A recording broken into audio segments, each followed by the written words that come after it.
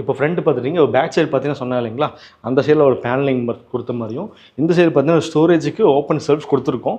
இங்கே shutters, doors, class doors, sliding இதுவும் கொடுக்க முடியும். பட் கஸ்டமர்ஸ் வந்து எனக்கு ஓப்பன் ஷெல்ஃப் கொடுத்தா போதும்னு சொன்னாங்க. ஸோ அதனால தான் நம்ம இங்கே ஓப்பன் ஷெல்ஃப்ஸ் கொடுத்துருக்கோம் பாருங்கள்.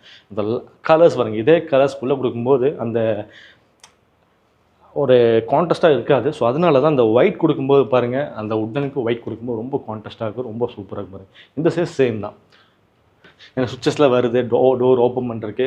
ஸோ அதனால் வந்து அந்த டோர் ஓப்பன் பண்ணுறதா இருக்கட்டும், என்ன இருக்கோ, என்ன மெயின்டைன் நாளைக்கு கம்ப்ளைண்ட் ஆகாமல் இருக்கிற மாதிரி அந்த மெத்தட் பண்ணால் மட்டும்தான் லாங் டைம் வருங்க.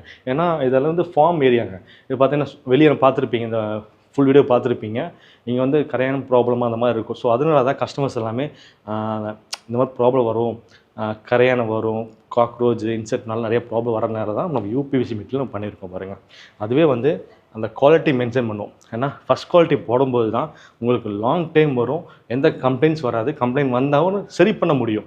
நீங்கள் லோ குவாலிட்டி போட்டிங்கன்னா கண்டிப்பாக சரி பண்ண முடியாது, கழட்டி ரிமூவ் பண்ணி தான் மாற்ற வேண்டியதாக இருக்கும். ஸோ அதனால் வந்து குவாலிட்டியை ஃபோக்கஸ் பண்ணுங்கள்.